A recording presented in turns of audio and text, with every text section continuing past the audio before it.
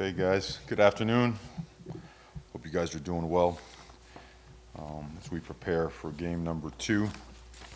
All right, Southern Miss, a program and a head coach I have a lot of respect for, I've become very familiar with over the years for his tremendous work as an offensive mind, as a head coach as well. And he certainly has some really good football players. Watching our film, certainly we have our own things that we have to get better at, and we went right to work on that yesterday. Starting with, from an injury standpoint, we came out relatively clean. The guys that got dinged up, in both Ja'Kai and Leonard Taylor, we feel really good about. We don't feel like they have anything significant. We feel like Jalen Knighton's on his way back to being able to play this weekend. We feel the same about Zion. They both practiced some yesterday. Obviously a lot to talk about, but I will open up the questions, so we'll go from there. Coach, ask you about QB contain, defensive, from a defensive standpoint. Is that an area, I guess, after watching film? Well, you watched. That's obvious, right? I mean, certainly we lost contain on 3rd and 25, and what else? 3rd and 25 was more the under, but on several third downs. Right, not having the discipline to stay on the upfield shoulder and not creating enough of a pocket collapse to allow the quarterback enough wiggle room to get on out of there. When you practice against your own team, a lot of the times, you're very adamant about staying off the quarterback and create some bad habits, and we're going to have to ramp that up and in the sense of using a live target, not our own quarterbacks, but somebody else we could close on the passer better and finish on him better. And then another time was just a flat-out bust, right? We had 2 guys in the B gap, and that thing got out the C to our left, and certainly issues that we're working to fix. Why the offensive line? Obviously, you've been coaching a lot of guys that are equipped with those 5 starters. Had some good chemistry together this year. Thoughts on the performance? They did well. They did what they were supposed to do. But the part that we were excited about, that our fits were good, our footwork was good, so was our half position, and we played with a flat back for the most part. Protection, there were only a couple of breakdowns, and a couple is too many, all right, but we kept the pocket clean and made it a comfortable pocket for Tyler and Jake and to throw from. So, and there's a lot of room for growth. Some of our angles on the wide zone stuff, on the pin and pull stuff could have been better. Some of our back block stuff could have been better. But our finish, our second effort plays, where the number count was relatively high to what we try to achieve. So a solid start and lots to grow from. When you played some young guys, obviously got a guy in there, we saw Cooper. Yeah. What's your thoughts on their first position? Cooper's going to be a great one, and Cooper's going to contribute a lot this year. I mean, at 355 pounds, he moves like he's about 300, reshaped his body. Here's a guy that he was a priority guy from the moment we arrived here in Coral Gables back in December. And knowing his coaches, Coach LeBeau, Coach Cox really well back there in Alabama. And he is everything that they said he would be and more. Tremendous pride, toughness, great hips and hands, athletic, finishes blocks. It's a lot of pride in everything he does. And the same could be said about Matthew McCoy. Matthew McCoy got in there and did a fantastic job as well. Chris Washington got in there, did a great job. Big Oos did a great job as well. Lauren Seymour performed well. Jonathan Dennis was called to go in with the ones, and he did well. So we didn't see a letdown in terms of effort, in terms of toughness. Certainly those guys aren't all at the level of that first string O-line, but it was good to see that we could plug in those parts and sustain some good football. 7 rushing touchdowns. What stood out to you most from Parrish, Franklin, and the walk-on backs who had some good impact? Vision was good. For the most part, the reads were correct. Missed a couple. Our downfield blocking, both at all 3 positions, the O-line, the tight ends, the wide receivers, with some more, I would say, more gut, more strain. We could turn some 6- and 7-yard runs into 20- and 25-yard runs. So there's a lot of meat left on the bone there that we want to go and get. But these guys, they ran hard, they run tough, and when our backs get downhill, we're a good offense and we're hard to stop, and it makes 3rd down very manageable. I think we had 1 3rd and 8. The rest were like 4s and 5s and 2s and 1s. And when you have that, Coach Gaddis could really dial it up, right, and make play calling just a lot more effective, productive, and and so that was the story of the day, pretty much, living in good 3rd down situations. Mario, what do you think of the linebacker play on Saturday, particularly pass coverage? It was hot and cold. You know, they found some soft spots in our defense. Felt like we certainly didn't. We weren't as consistent as we had been in practice. Felt like in practice we were really just nothing stuff, just closing on stuff a lot quicker. Thought our drops were more disciplined. Thought our physicality was better. I would say more consistent, because we did have some bright moments on defense, and then other times they got behind us. You know, they beat us in coverage. We certainly gave up some shots and some explosive plays that we really worked on and felt good about. Didn't show up in game time as consistently as it should. So, and you address it and you attack it. You elevate the level of competition, and you make sure that you can do things that you're capable of doing. So we got to be able to install stuff and call it too. You know, you can't be too simple and you can't be too complex. You got to fall right in the middle there. We thought we did, but it wasn't good enough and not up to the standard. So. Before we flag it, particularly, you guys think you was defensive player of the game. What did you like? Can you just highlight what you liked about the Graded out well, you know, assignment-wise, calls, making adjustments. Had some good tackles as well. Played a real solid game. Mario, Devon Perry, is he a walk-on or does he have a scholarship? Oh, yes, ma'am. He's a walk-on.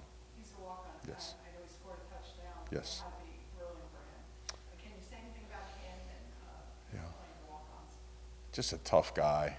A really conscientious, great teammate, unselfish guy. He's done it all. He's played wide receiver for us. He's jumped in at running back. You know, him, Terrell Walden, and I believe Lucius Stanley. Lucius was here for about, 8 hours, and he got a couple carries and a touchdown. So all those guys, we didn't skip a beat. You know, credit to them, credit to the offensive line. All in all, just very, excited about the progress of those guys, knowing that those guys are going to give us some quality playing time and good depth at a position that got banged up early. Want to ask you about Greg Ford Jr. Just what you've seen from him on tape. He's a stud. Leads the country, right? Yards per game. So far was about 180 yards per game. Patient runner and great. You know, he's got these. The great ones have these right here. They see it. They feel it. They're patient. They know when to hit it, when to throttle. And when they finish, they finish. He's a contact plus 2 and 3 yard type of guy. First guy rarely brings him down. Very versatile. Obviously, they use him in all kinds of stuff, right? Back in the Wildcat, and can chuck the ball around. Also is a good receiver as well. So really dangerous football player, really good football player. We all know who he reminds us of. So. Team Mesidor played some on the inside, played some on the edge. How would you evaluate his first performance? Excellent football player, and really was the best defensive player on the field for us on Saturday. Akeem is, number one, he's natural. Okay, he understands the game really well. He's physical, very tough, and he's very heavy-handed. If you watch tape, you get a chance to watch it again, watch when he puts hands on guys and the way he's able to get separation and disengage, right, block destruction, and still close on ball carriers, close on quarterbacks, be disruptive, defeat blocks, defeat double teams, and then the versatility to go inside as well. That makes him a dangerous player, makes him a really impactful player for us. So fired up for him, and the best part about him, he's hungry. He feels like he didn't play anywhere near his best. So, some great days ahead for him and for our defense because of him. And some of the younger players on that defense, like Marcus Williams, Wilson Stanton, how do you think they played in the fourth quarter? Really excited about Wesley now. Wesley is showing why we went after him so hard in recruiting. Wesley's an explosive guy that's really instinctive. Being a freshman and a freshman linebacker is not the easiest thing in the world. He's getting it. He's picking it up fast. And we are racing to get him as ready as possible on a daily basis, heck, on an hour-by-hour basis. That's how impactful we think he can be. So, the moments that he had on Saturday are an indication of what, what he's going to be. It's on us to get him prepared, to get him ready, and get him more playing time. Did a great job on special teams as well. You mentioned somebody else. I apologize. Marquise Williams. Yeah, did a good job as well. Got a bright future. Got to put some more weight on him. He's a skinny dude, but he is fast. He's a good young man. He's learning a lot, had his ups and downs in camp, but, that's what it's all about, teaching moments, help a guy get better, and we have confidence that he's going to be a really good player. Freshman, obviously, like you can teach them all you can in practice, but how much does just the first game experience kind of help as just an educational process for guys like that? You know, you do your best. You are the pressure as a coach.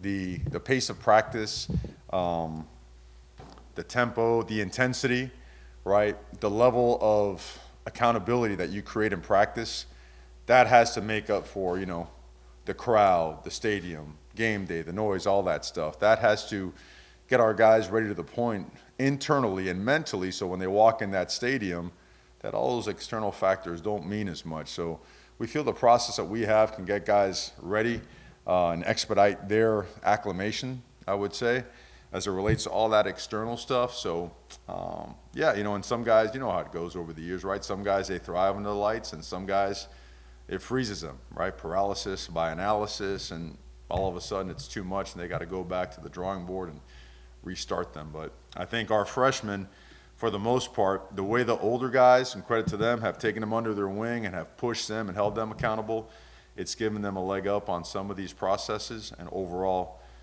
we're pleased with their process. And as you see, we're trying to infuse them into all the special teams as well as on offense and defense.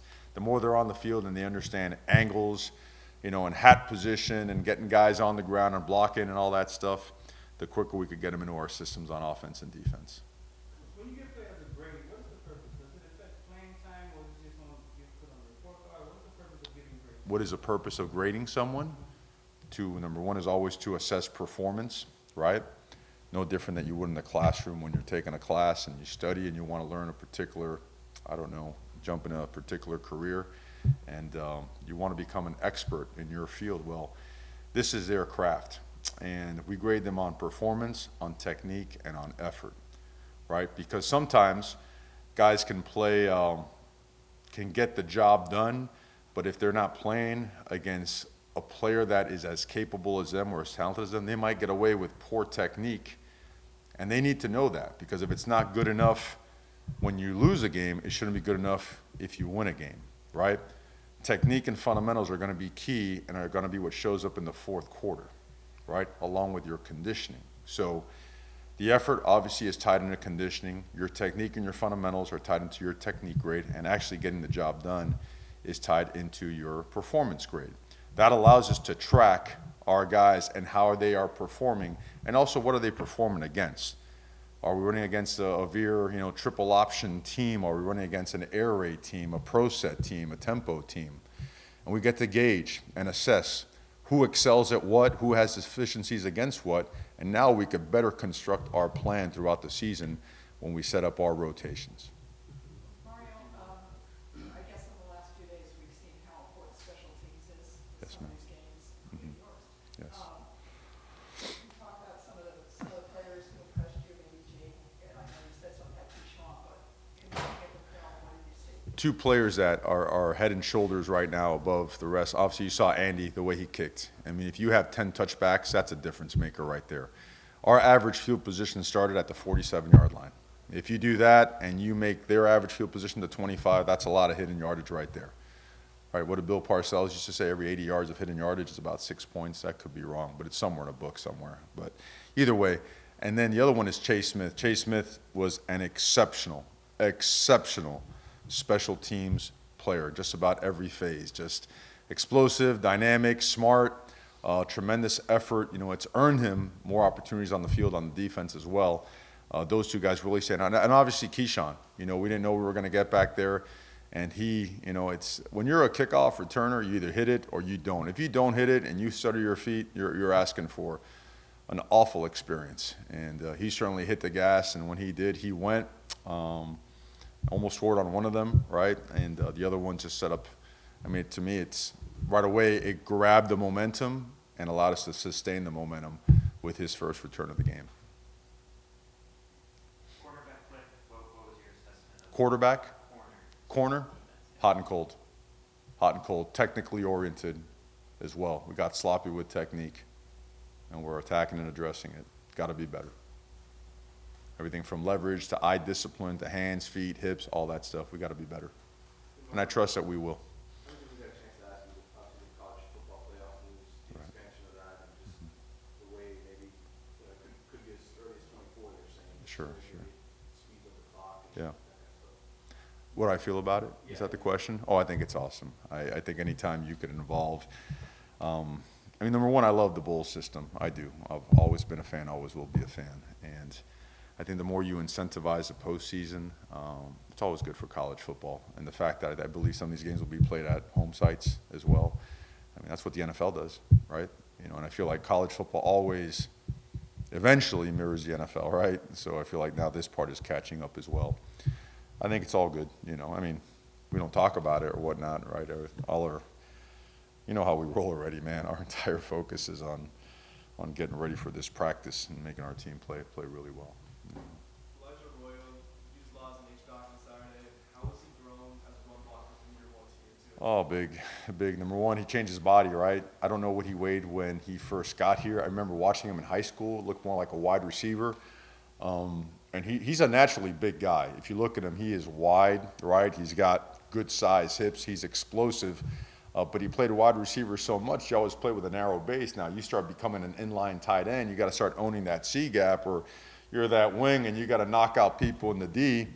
It's a different world, right? It's half position, it's hands, it's low to high, all that stuff that I bore you guys with all the time. But, you know, when embracing that role is difficult. And I like to go back to, let's go back to the days of Jeremy Shockey, right?